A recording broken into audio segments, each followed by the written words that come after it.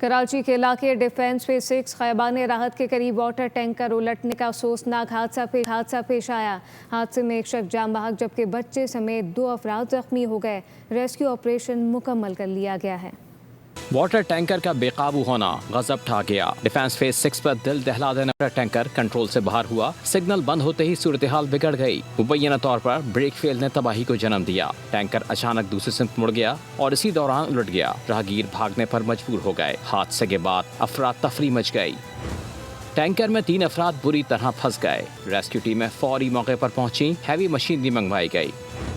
Driver اور cleaner کو زخمی حالت میں نکالا گیا۔ ایک بچہ بھی ٹینکر کے اندر پھنس گیا تھا۔ ریسکیو اہلکاروں نے اسے زندہ باہر نکالا۔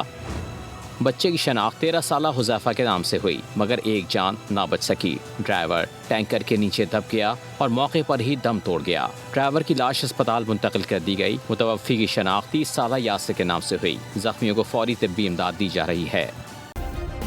سبسکرائب کریں اور بیل دبائیں تاکہ کوئی خبر رہ نہ جائے۔